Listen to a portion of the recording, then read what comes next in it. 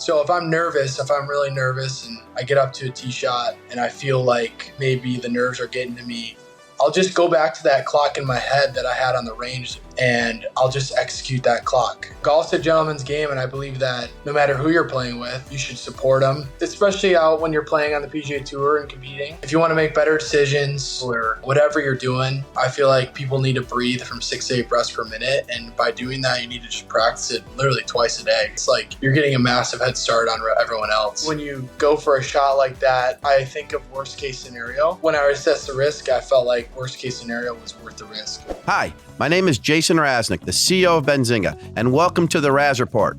As always, before we kick things off, I want to quickly tell you about what Benzinga is. Before I started Benzinga in 2010, there were very few places to get real-time information on financial markets. I thought it was unfair that Wall Street had access to this information before the average Joe investor. So I created Benzinga to level the playing field for you, the retail investor. Benzinga is for the people and by the people. Now, let's dive into the show. Welcome to this edition of the Raz Report. Very excited. This is going to be a great one. We have PGA professional Nick Hardy. He's in the FedEx race, I think 50 right now. This weekend he has a tournament, then hopefully the next weekend in his hometown. But very excited to get to it. Nick, thank you for coming on. Thanks for having me. So Nick is one of the best guys in the PGA, and you'll learn that through this interview. But I just want to start off with this week. You had a mini or a viral moment. I heard about it from every which place. I think it was ESPN's, top play or second top play. Your 9-iron draw at the 3M from actually last week, 3M to still get a birdie. Like that ball, it looked like you had to go over water and then draw it. And to draw it, don't you have to turn your club face? You bent your club. Tell us what you were thinking on that thing. I know you briefly described it, but I'd love to hear this one. Yeah, so I had 176 yards into the wind over water, no follow through to work with. I hit a 9-iron, had a pretty good lie, luckily. So I just tried to do my best to get some turn on it. I had to aim about probably 12, 15 yards right of the hole. So I had to hook it. Hit it perfect. I hit it in the center of the face, and it just caught a little bit of a flyer. But it definitely drew a little bit too, which was the hard part. And it was just a great shot. And I was pretty proud of myself for not only just hitting a good shot, but not hurting myself either. Yeah. So you were able to draw it by what do you do? Take your club back inside, and then you just turn your hands over really quickly because you couldn't do the follow through, and that's why the club broke. Is that basically how you do it? Yeah. So I practice with an impact bag. So for me, it felt like the tree was an impact bag, except I couldn't use the impact bag as a really, really tool that will give, because the tree won't give, obviously. So I had to accelerate at the right time on the downswing, but also kind of pull up and not accelerate so much through the ball, that was the hard part about hitting a draw with that, because when you hit a draw, you want to accelerate through the ball, but I kind of had to do an abbreviated acceleration through the ball. So for me to draw that with that tree in the way was a hard task for that reason. But I closed the face down a little bit and just did my best to have an in-out path with that. So that's kind of how it drew. Did you have any fear that you were going to hit that in the water? I didn't think about it. I said worst case scenario, I'll make a 6 and it'll stink, but we'll go in and have a good round tomorrow. Obviously when you go for a shot like that, to give yourself a little bit of freedom, I think of worst case scenario. When I assessed the risk, I felt like worst case scenario was worth the risk. Got it. And a couple of the questions people want me to ask you about that. You said on TV that your coach bent it back. So the question is, did Titleist get you a club in time, or did your coach actually bend your club back, which is pretty incredible in itself? Yeah, so I wasn't sure I would be allowed to use the club anyway. But my coach is very handy with golf clubs. So he right away got it, used the towel and just rubbed the shaft with the towel, and once you create friction like that, the shaft will kind of come back to normal, close to normal. But I wasn't going to use that shaft anyway the next day. Okay. I had Titleist try to send me an overnight me a new 9-iron, which was successful, but it didn't come till Friday night. So I had to play with a makeshift 9-iron on Friday. My coach and I went to Home Depot, and he changed. I had an extra pitching wedge on me, so we used the pitching wedge shaft and put my 9-iron on the pitching wedge shaft for the next round, which was handy. I mean, he made a club. He basically made a club in the hotel room, which was pretty cool So to watch. you went to Home Depot. To Home Depot you went to get glue or something or whatever Yeah, it we is? went. He got about 5 or 6 supplies. A, a glue gun or a gun that Yeah. heat gun basically that Yeah. was able to get the club off the epoxy, and then obviously had to use all that other equipment to get the club back on the other shaft. So it was about $50 worth of supplies. It turned out And to be you worth it. Yeah, you used the same. I used that makeshift 9-iron probably 3 times on Friday. So Well, it, what about the grip? well, I had all my specs and my grip on the shaft, my other Perfect. pitching wedge. So Yeah. the club was fine. Yep. Maybe a little bit off of normal length, but it Yeah. worked for Friday. And who's this coach? He should get some credit here, right? Yes, his coach or his name is Gary Barter. He's from Australia, Sydney, Australia, and he comes to my tournaments maybe once every 6 to 8 weeks. And so he was at this one. Luckily, he was, because I don't know what I would have done. I probably would have used my friend's 9-iron. Yeah, that's what I was going to say. I would have driven Yeah. one down, but good timing. What a play! And so that's how. And the Titleist got it to you, but it was too late for when they got it there. Yeah, right. For Friday, for Saturday Yeah. and Sunday, I used the Titleist one that they sent me. Yeah, I don't. You probably never seen the movie The Natural, where the main character and they create a baseball bat with the bat boy. It reminds me of that story of like you creating a club with your coach a day of, and then you hit the ball in the hole. So you're probably too young for The Natural. Have you seen that movie? No, I actually have not. I mean, Oh if my you ask me god. if I've seen a movie, I probably haven't. I'm pretty lame. Okay, it's okay. All right. So next, moving on. Do you get motivated if this is a question I received? Do you get motivated if someone says you can't do something, or when someone says you can? So, like Tom Brady, he liked to be doubted and prove people wrong. What kind of, or do you not? You have your own internal motivation. I feel like I'm more self motivated and self driven. I feel like I'm pretty I'm definitely hard on myself, very hard on myself as an athlete. But I'm real with myself. I'm a realist, but I'll also pump myself up when I do something right. So I think I've got a fine line for um, critiquing myself in a way that's positive enough, but also give myself some reassurance that, hey, I need to get better at this or that.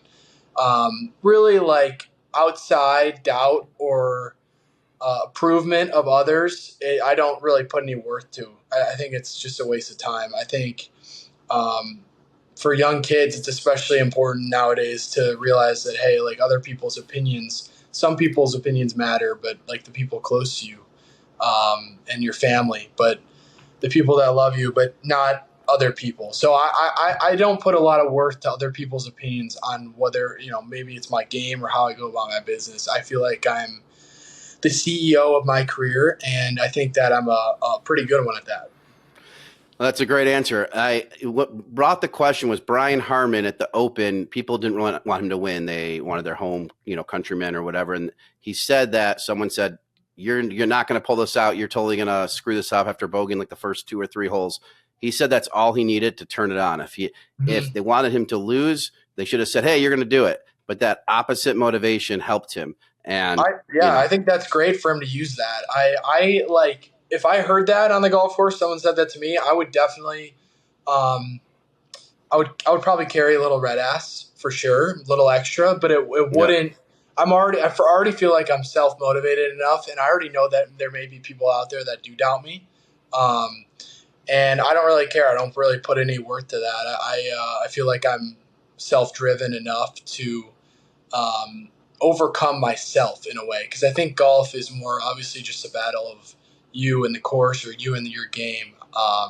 So I feel like other people's opinions in golf, especially because you can't play golf, like you can't you can't really try harder in golf. You can try harder in basketball. You can try harder in football.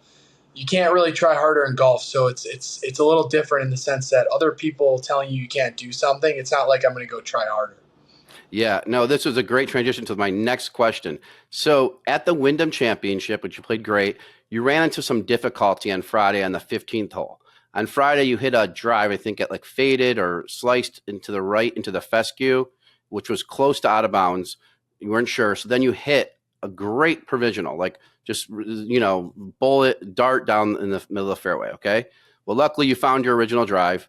But the question I have is, why do you think it is that what is it that enables most golfers to hit their second shot or mulligan way better? Maybe it's a psychological thing that we just always think we hit our second shot better. But I feel like what was the difference between your first drive and your second drive? I know we're not robots, so there's always human imperfection. But I just I don't know. It's just, do you know what I mean? Your first shot, you slice to the right, and then a second shot, you hit a laser.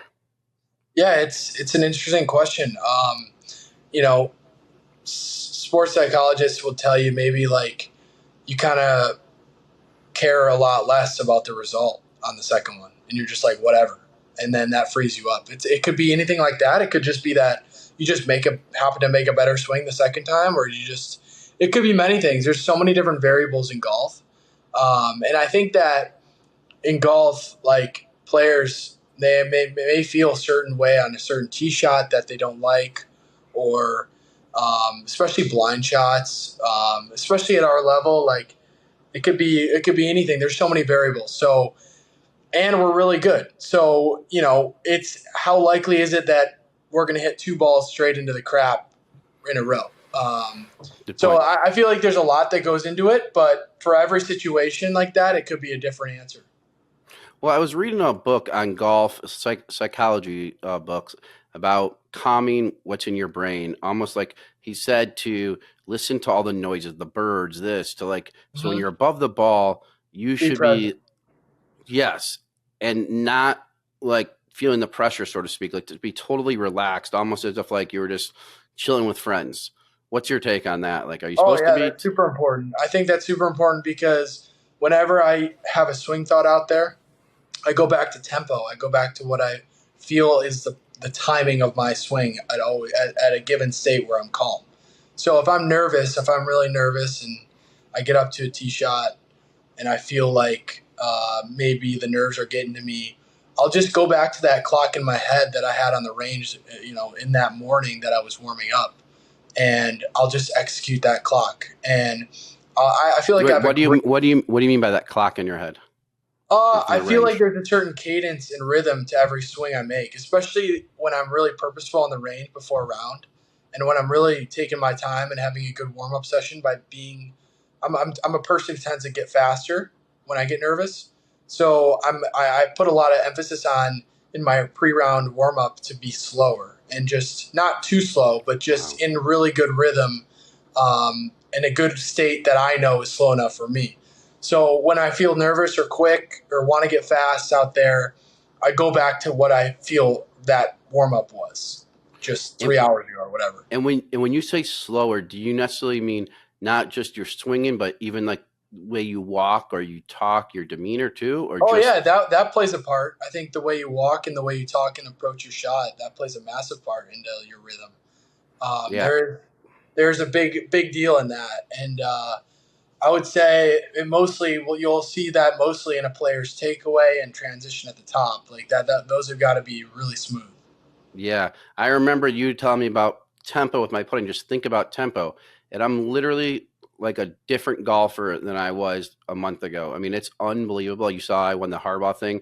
It's unbelievable. Like some of these things that I totally overplayed, and just you tend to focus on your negatives in your swing, and then you make it way more negative because you have no confidence, and you're just like, Jason, for people that don't know, Jason and I, we got to know each other at the Rocket Mortgage Pro-Am on Wednesday. I got paired with him on the second 9 holes of our day, and Jason is an incredible golfer, very good swing, especially just a very good golfer. And he told me he struggles with putting. He can't putt. I'm like, I watch him hit 2 putts, the first 2 putts. I'm like, what are you talking about? You roll it great. He's like, well, I get nervous. And I'm like, well, everybody does.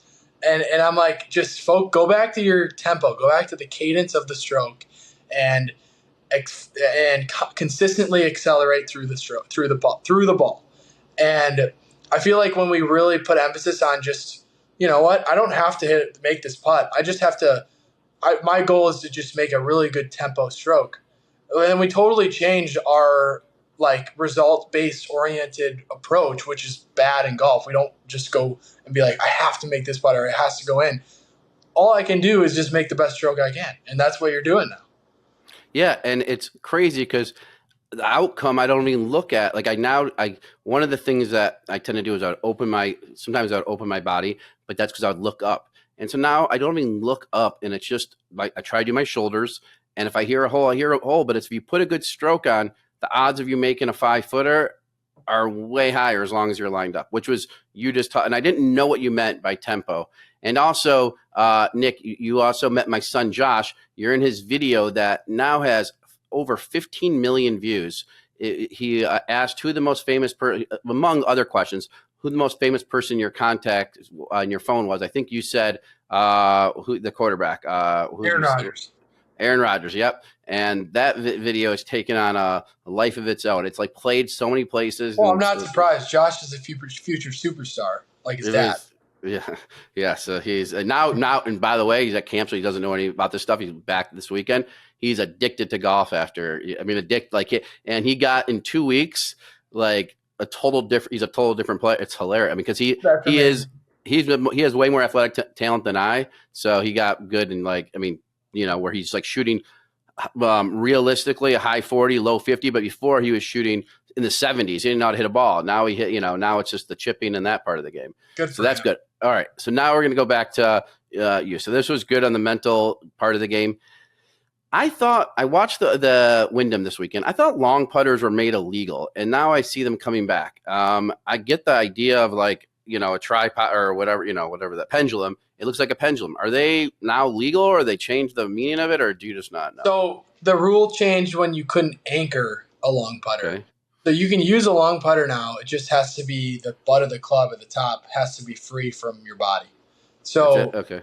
Yeah. So that's where you see Lucas Glover, who just won last week. He switched to the long putter, and it's really worked for him the last month or so. So yeah, no, it's legal, very legal.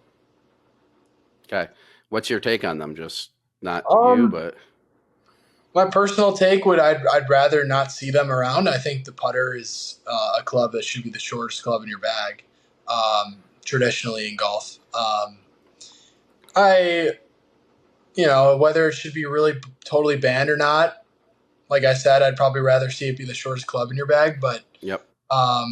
That's not up to me anyway. So I don't get to decide that. But I feel that way. Yep. And then speaking the last question on putting, what are your thoughts on aim pointing? I'm not a big fan of it. I think it slows down the game. It's a bad look for golf, I think. I see a lot of the PGA Tour players doing it, and it may help them. Obviously, it may help them. But I think it takes up too much time, and I think we're teaching our youth to be very robotic and slow at the green, and I don't like how much we step around the hole when we're doing that. I think the foot traffic is a big deal, and especially when you're wearing metal spikes on the tour, it can play a big role in the damage to the green. So you guys wear metal spikes? I don't personally wear metal spikes, but they're legal on the PGA Tour. Okay, got it. Okay.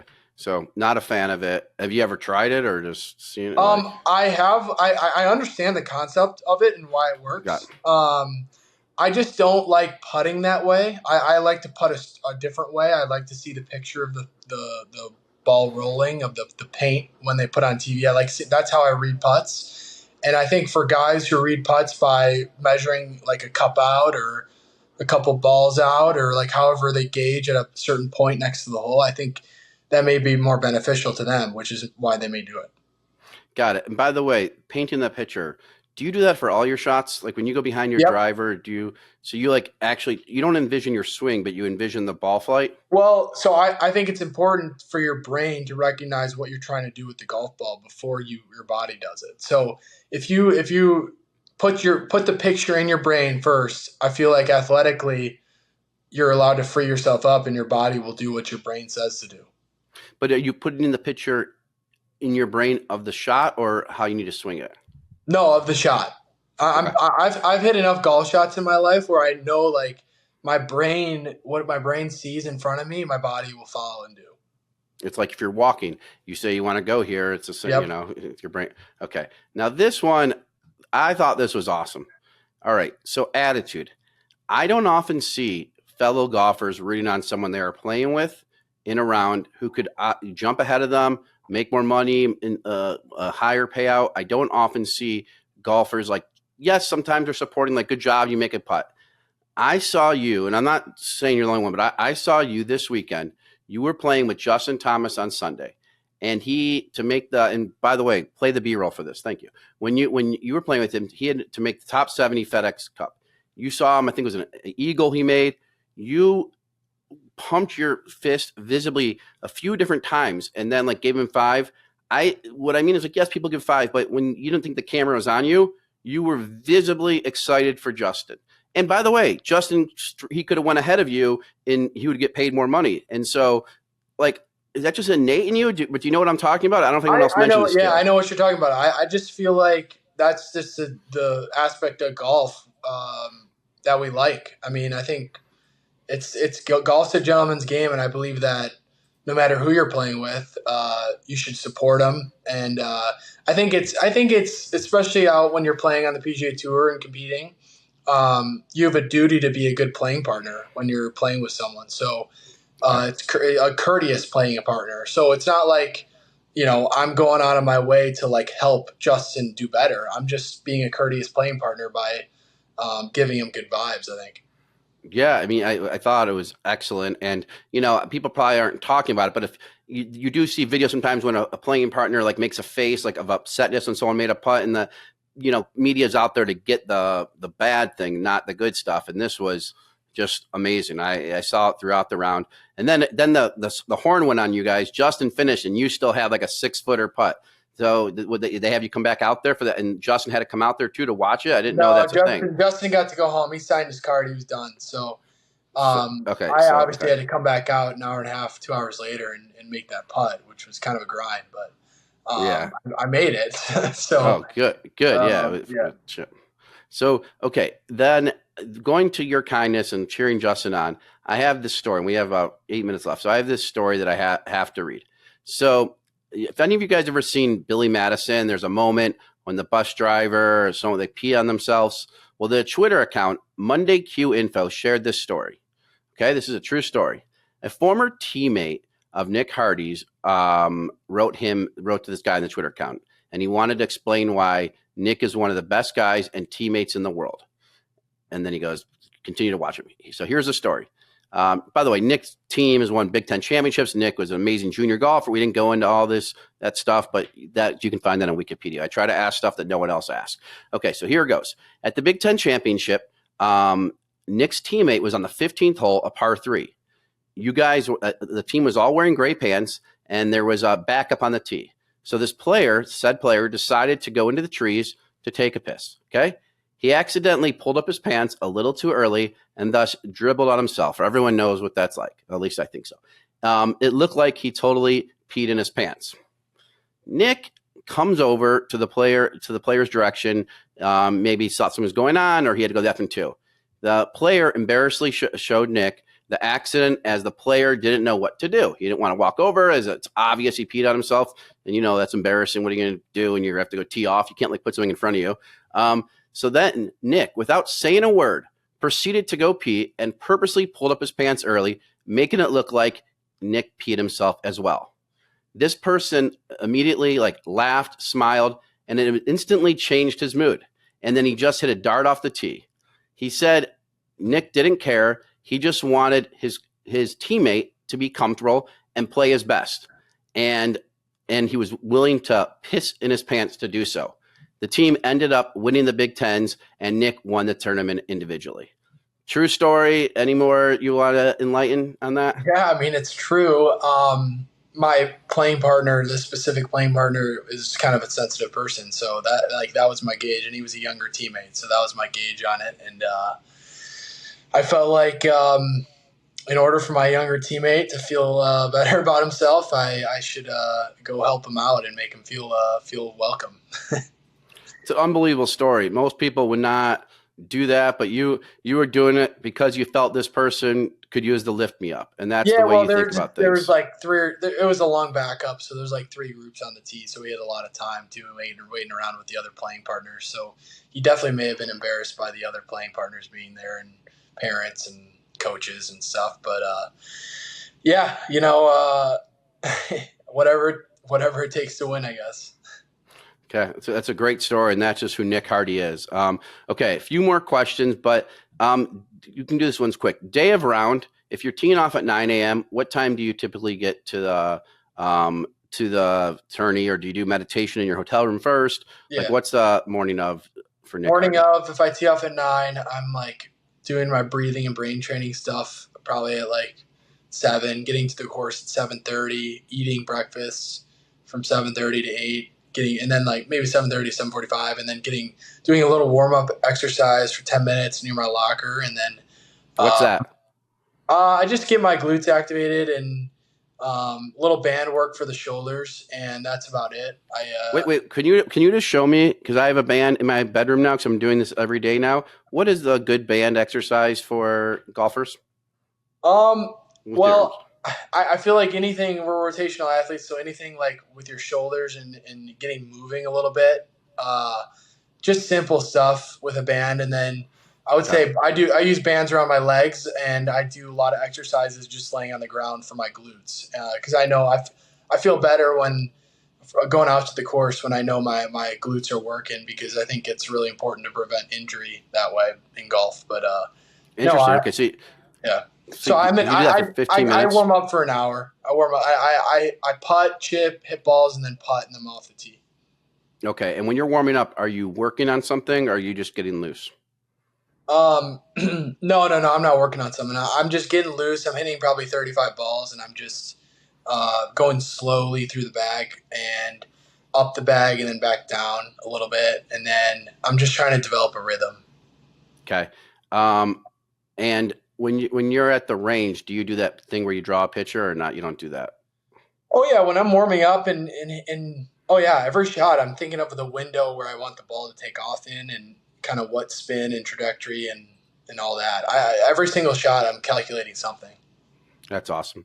Okay, so then this one, I don't know if this will ever change. Joel Dahman, or Damon Dahman, seems like a very nice guy. I think you're friends with him. He blew up from the Netflix series Full Swing. I mean, maybe it was popular before, but people, and I just watched it last night to learn more. You get to hear more of his personality and a bunch of stuff. What my question is, in the PGA golf, when you're watching it on TV, they show the same 5 players who are battling to win and rarely show other players. They did show Justin Thomas because he's battling for the 70th. And so you were in the background too there, and sometimes hitting it. Do you guys ever because the PGA, I'm sure, wants to create more personalities, but it's hard to create personalities when others aren't getting coverage. Like, I don't know, if you were a producer, like, would you cover golf differently to show other players? I mean, I know your parents would want to, that, but I'm just wondering how you would go about I think getting more personality out in golf in golf broadcast would be beneficial. I could see it not being an easy thing to do, because there's 200-something golfers on the PGA Tour, and every week it's different players leading and winning.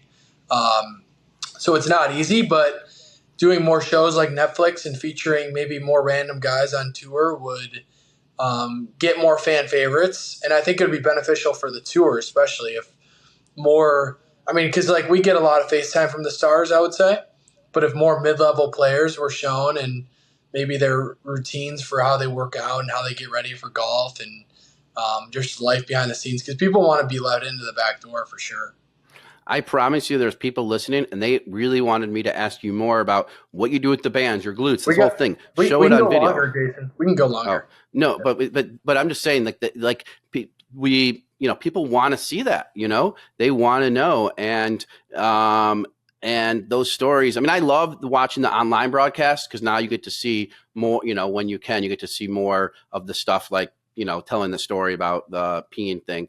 But okay, so that you do agree. I mean, I know they give money for social media and stuff. Like I thought for you, Nick, like after a round, you put up your own video of like 9 holes and saying, okay, I did this because of this. And I don't know if it would catch on. One of the, who was it in some sport, he was doing this to let all his, I think it was poker, I forget. And it worked. He generated his own following. It's just like an idea sometimes to do that. Okay, so there's going on this thing, mental, you said you do your mental breathing exercises for 7 to 7:30. Can you give us a quick minute or something? I know many players, top players like yourself, go to this certain company and they help you with your breathing and diaphragm, but what could you give the layman person? I have my club championship qualifying this weekend. What are some mental breathing exercises? And I know you do it daily, not just on the day of a tourney. Any tips you can share? Yeah, so most people breathe about 12 to 16 breaths per minute, and some people 20 breaths per minute, which is a very unhealthy way to live. It's just if you want to make better decisions, do better at your job or in school or whatever you're doing, I feel like people need to breathe from 6 to 8 breaths per minute. And by doing that, you need to just practice it literally twice a day. If you practice it when you wake up for 5 minutes and practice before bed for 5 minutes, like you're getting a massive head start on everyone else. And I think it's been really beneficial to me. I just noticed that I've been working on my breathing for a long time, but really more religiously, like the last 18 months. And I've just noticed that my default breath now is 7 breaths per minute. And when I get nervous, I'm able to just not get so ahead of myself when I'm a little anxious or stressed or whatever, because I'm still able to make great decisions when I'm at that breathing pace.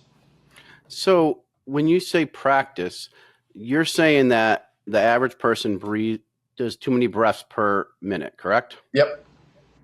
So how do you practice slowing down your breathing throughout the day? Is it just sitting there and going like this? Yeah, set an alarm and put a timer on your put your stopwatch in front of you and just see, like, close your eyes and see how many times you breathe in the 60 seconds, and that's where you're at right now. And then you can do it while looking at the timer and say, okay, I'm gonna do 7 breaths per minute in the next one. So you do 7, and you'll really see how slow that is. And yeah, no, I work with a company called NeuroPeak Pro, and they do they have these Intel belts that capture all the different numbers, and you're able to train on an app, and it's amazing stuff. And that's how I practice it and gauge it. I wonder if they put the belt on you. They used to do it for the PGA where they see what people's heart rates were when they were playing golf. And I wonder what your heart rate would probably be lower because you've worked on your breath to slow everything down. Oh yeah, my heart rate would be a lot lower than the normal folk for sure. Okay. And so when the breathing, you throughout your day, like as we're talking now, you think you're taking less breaths per minute than the average person? Absolutely. Wow. And that's Way really, less than double. and it just makes a huge difference because you're using less of your like arteries and things and like. But yeah, blood pressure, just overall health and well-being is much better by practicing your breathing. I don't think people use that tool enough. I mean, many successful people, I think, could even get even better at their job or business or whatever they do by doing that. I know I'm going to try it for sure.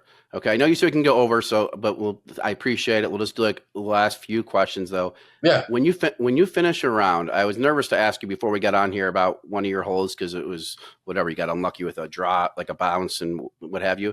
Do you look at your round and get really frustrated? Or are you a guy that just doesn't look in the rearview mirror? Like maybe like how do you go? Oh yeah. I self-evaluate every round almost. And I have gotten to be good at doing my best to look at the good and look at the bad. And I think it's really true that golf teaches you that it's really never as bad as it seems and it's never as good as it seems. So I think that's a great lesson for life too. It's just that, you got to really stay like even, like right here at all times. And I think that is so critical. And as I become more of a CEO of my game, I try to stay like that all the time, and take the good with the bad, but also be real and assess without emotion. That's really important. Like yesterday was a really frustrating round for me, my final round at Wyndham. But I told myself I still played pretty darn good. I just didn't get the putts to drop from 15 feet like I had been, and I had a bad hole. And you have days like that, and but I know how well I'm playing, so you got to really just kind of take the good with the bad, like I said, and that's kind of how I assess, and I'm real. I'm honest. Yeah, I mean, speaking of that, I don't think there's many players. I mean, it's probably very few that have made as many cuts in a row as you have. I mean, you're playing awesome golf, and you won the Zurich Open, obviously, and you've come close the last few weeks of being right there in the top 10. But what I've learned through knowing you and watching it, a lot of those inches are some things you can't control. You can put yourself in the position, but a bounce here or there means so much. It's unbelievable. And yes, you're going to do the best you can, but that's what I find so crazy in golf these days. Yeah, it's a fine line. There's fine lines out there. Could you have shot 10 strokes lower yesterday? I mean, sure. I mean, Bryson had that day yesterday, but he was shooting 20 strokes higher the days before. Okay. So, I didn't ask you this when I asked you about your practice routine. When you're practicing, forget even before the game, before a round, when you're practicing, just at home or what have you, do you do anything to make you feel pressure like you would have in a tournament? So a bit of a tournament feel, like you have 8 putts you have to make in this many things. Are there any tricks for that you do? Well, yeah, That you putting wise, I mean, at home, I make myself do 6-footer drill. I have 6 tees in a circle around the cup from 6 feet out, and I have to make 18 in a row. So I have to go around the circle 3 times and make 18 in a row before I can leave the practice area. So sometimes do you set up for that too? Like when you have the ball there, do you just go and stand, or do you go behind the ball to make sure everything's lined up? yeah, no, I go through an abbreviated routine on each one. So it's I line the ball up, but it's not like I'm taking as much time as I normally would. Of course. But yeah, sometimes it takes me 2 hours. Sometimes it takes me 15 minutes. Yeah.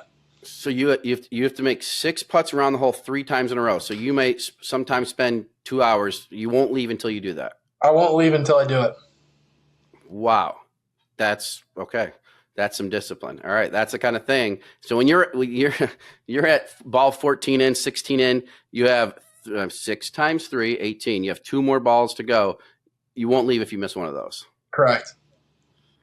Wow. Okay. That's some discipline. All right. 2 more. Okay. Wait, anything, once you're over. Okay. All right. So, this last one, so people always ask about sponsorship stuff. So when I look at PGA Player Tour, I don't see anything on the pants.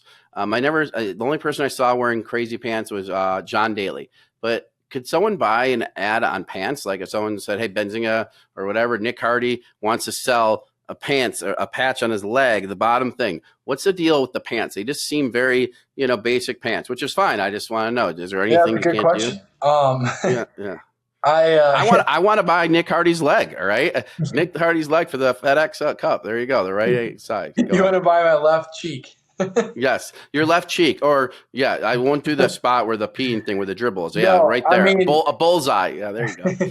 I actually don't know. Like the PGA Tour has actually some sort of guidelines on what you can and can't have as advertisement on your body, and there's a limit to it too. So I would have to look at the handbook for that. I really don't know what the rule is, but because nobody's doing it, makes me think that it's not allowed. So that's my first thought. Okay. And I want to give your sponsors some love. So on your sponsors, I know you have a sweet new golf bag sponsor. And when anyone sees your golf bag, like, what is that? They want to know about it. What's the golf bag sponsor? Yeah, Swag Golf. Yep. They have great stuff. Great stuff.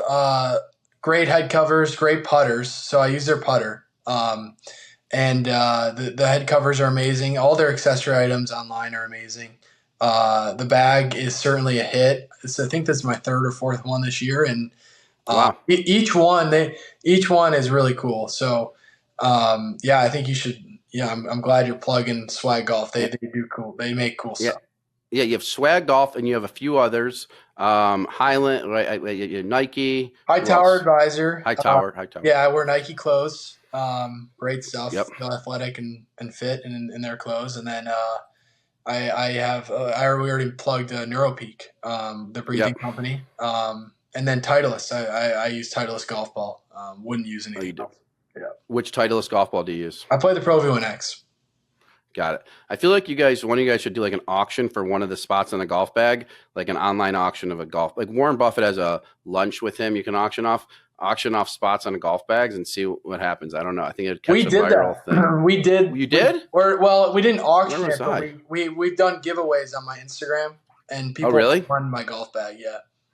Oh, I think you should, Yeah. for a sponsorship, have an auction like on eBay and whatever Oh. sponsor advertises the most. Yes, I know you have agents and who do negotiate that, but I'm just like, auctions and Facebook marketplaces have changed so much. You never know. You may find a new sponsor that wants to pay a ton of, I don't know, just an idea. Okay, we're finishing 2 minutes here. Okay, what? I know you're into other sports, but basketball, football. Are you like, what are your teams? I love watching the NFL. Chicago Bears are my team. So this fall, Perfect. it's like on Sundays, all I'll do is watch football. Yep, the Bears. Were you a lifelong Bears fan? Oh yeah, big time. Been miserable since 1996. Yep, there you go. Okay, and Just like you with the Lions. yes. And the first game is Friday night. Friday night's preseason, but it's first game against the Giants. You going to Ford Field? Yeah, I wasn't. I thought we'd have to wait for Josh to get him from camp, but my daughter Riley, who you haven't met, she's like, we have to go. We need to go. So, and if the Bears come to town, remember I told you I have these crazy seats on the field. But yeah, I guess they're crazy. You can bring whoever, your family members. Does your family? You nervous? The Lions actually have some expectations this year. Are you nervous for that? So I am. So Jared Goff, I told you, I kind of know lives near me, whatever. And I liked when they had no expectations because, like, if you go on Instagram or YouTube, whatever, you'll see when Jared Goff's girlfriend, Christine Harper, she was in a Sports Illustrated model shoot. And when the Lions won their first game after being like 0-9 or 0-10, she was so excited, right? It was like that's when she found out and they won the first game. Or maybe they're 0-12. It's 2 years ago. And now that people are expecting so much, I feel bad for Jared because it's like, you know what I mean? Like, I think they did get screwed at the end of the season last year with calls and we should have been in the playoffs. But yes, it's a lot of, I think it's a different thing. Now, my positive is the offense, like they've been playing together, so they know the routes more. I played in that University of Michigan Jim Harbaugh golf outing, and the quarterback, JJ McCarthy, and the other, like they're great guys, great golfers. And they're very confident for Michigan next year. And it's just like when you see them, how confident they're. I think when you play together, you get more confidence. But having see, that was the question I asked. Some people need to be doubted. The Lions were doubted last year, and they proved everyone wrong. Now they have expectations that they're supposed to be great. So then, do they instinctively not try as hard? Like I don't think that's. I just don't know how that works. But yes, I am nervous for the Lions. They should be in the playoffs, but I don't know. That's my take. Are you a Illini football fan? I am a Illini football fan, yeah. Okay. All right. That's because now the Big Ten just expanded. I don't know what's going on. Okay. So then the last question we always ask is, what was your first or worst job? My first job and my worst job, I worked at a Menchie's frozen yogurt store. Oh, do you like it? Working there? How was that? Well, I got free frozen yogurt, so it was good. But yeah.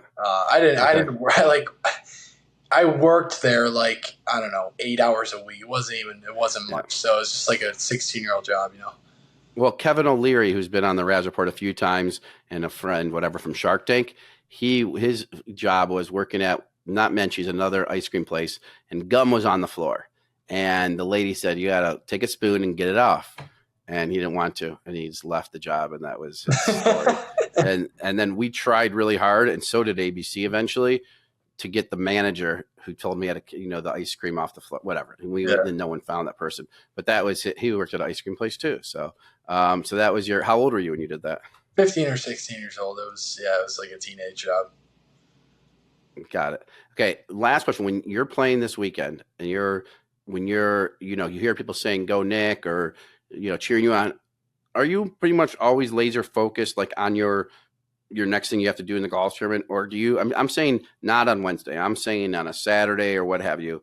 Do you ignore the noise from out there, or do you use that as something? I just curious how you handle that. I appreciate the well wishes, of course, but I am definitely more a serious person. I'm laser focused when I'm kind of like in the middle of it, I would say Totally. just more serious. I'm not like when it comes to business, I'm not like joking around or goofing off. I obviously take my things seriously. So, it's like, this is my career. So of course, why wouldn't I? But yeah, that's 100%. So Nick Hardy, it's what time were you? Is it 3? Is it 4? Almost 4 o'clock where you are today? 2:40 here. So what will you do the rest of the day? Will you be practicing putting in your room? This is my 4th week in a row playing. So this Monday, I'll for sure be just chilling. So today, I don't know what I'll be doing, but it'll be some sort of recovery just for my body, hydrate, stretch. I traveled today, so it's just about getting my body right. Do you do cold plunges or anything? No, not really. It's more just stretching, Pilates, stretching. I have a manual stretch therapist on the road. She's great, so she helps me with that. But yeah, no, it's just about more of that stuff for me. And Pilates, I hear, is great for golf. Oh yeah, I do it 2 to 3 times a week. I've done it for like 3 months now. It's amazing. When you said it to me, I was like, "What?" And I've done my research, and it's great for turning and all that stuff. So today you'll take the day off. Then Tuesday you'll go to the course. Have you played this course before? No, I'll play 9 holes tomorrow. Got it. Now, have you been in the FedEx tournament before? Nope. First time. Your first. Yep. So that's pretty impressive. So are you excited, nervous? What? Like, is your family coming down there? How is that all working? I think my dad might come. I'm definitely excited. All the above. This is one of the biggest tournaments of my career, and I'm just excited for the opportunity. I really, at the end of the day, I'm playing a sport, and I couldn't really. Going into it, I don't really care what the end result is. I'm excited for the experience, and I know I'm going to do my best. And you don't focus on the result; you focus on doing your best with any given shot. Yeah, I'm just doing my best out there, and I'm gonna do my best with, what doing my best means to me is being focused, being ready for the next shot, physically, mentally, being unemotional out there, attached to my targets, just very. I control what I can control. Yeah. When you were at the 3M and you were coming up the leaderboard the first 2 days, I said to my wife that if you were in the last 3 groups, I was going to come to Minnesota, but I was not going to let you know I was there. I would be out of the way because I don't want to ever take a focus or this. And they're like, oh, it was my fault. He bogeyed that hole. And so that part, I know you said your parents, it's hard for them to watch golf sometimes, but it's because because I know you have sisters too, and I'm sure they're rooting you on, and who knows. So I forget someone just won a tournament and their coach was there 2 weeks ago, and the coach came on the 18th hole. I forget which tournament, but it was one of those. Yeah, just 3M, yeah. Yep. And I feel like that would be because you loved your golf coach. He was one of the best. Coach Small. I feel like that. Yeah. So you learned a lot from that part from your coach. Oh yeah. All right. I think I covered everything we wanted to ask. I'm sure there'll be more. You've talked about helping people. You cheering for Justin Thomas throughout the round, and that's just you. I don't think you were doing that because maybe to be on. You were visible. You knew the situation for him, and and you really wanted him to. Was it? How was it playing with him? Was it a lot more bigger gallery? How was that, by the way? Oh yeah, the gallery was a factor. It was big. I think everyone understood the situation, and it was excitement, a lot of excitement. It's difficult. It's not the easiest for just me playing with that. I mean, you got to manage all that, but because I remember watching someone get interviewed. They were playing with Tiger Woods, and they said, "Yeah, it's nice, but here's what happens: Tiger Woods hits his shot." Everyone runs to the next thing, and I have to hit my shot, and I'm just hearing people scurry. Then the other party said that was one thing. Then the other party said it was actually Max Homa. He gave the story, and the other party said is that Tiger Woods would hit a shot, and it'd be on the green or whatever, and then Max would hit a shot, and Max thought, okay, I think I hit a great shot, but like the claps were like, very quiet. So it was always confusing. And when he got up there and if he was a lot closer, like, oh, okay. Is that kind of what it's like a little bit? I mean, it's not that level, but not to that extent, but it's just, it's abnormal for me because I don't draw that type of a crowd yet. So, it's definitely, it was a great experience. Like there's no negative about it. Yeah. Great experience, and you'll have more of it. I wish he would have I wish that chip in would have gone in, so he would have qualified. That was so cool. Yeah. That was an unreal shot. If the flag was out, it would have gone in, I feel like, but you don't take the maybe. But it came in a little hot, but it was such a pure shot on the dead center of the stick. Like sometimes it may go in, sometimes it doesn't. And that's the golfing gods we're talking about here. Golf. And that's the difference. That's golf. That's the difference between a lot of stuff. The 70th and the FedEx. And you're 50th right now, and you're playing this week. And then if you qualify in your top 50, then you go to Chicago, and that's your hometown. So that would be really fun. So thank you, Nick Hardy, for coming on the Raz Report. If you don't know Nick Hardy, you can follow him on Twitter too. Just Google Nick Hardy. He'll show up. You can see, there, watch him in the weekends, or, follow him on the PGA sites. Maybe he's your sleeper. Bet on him. Who knows? All right. You'll get some good odds, and he's great. And when you pull it all together, you never know what's going to happen. So thank you again, Nick, for coming on the Raz Report. Enjoyed it. Thank you.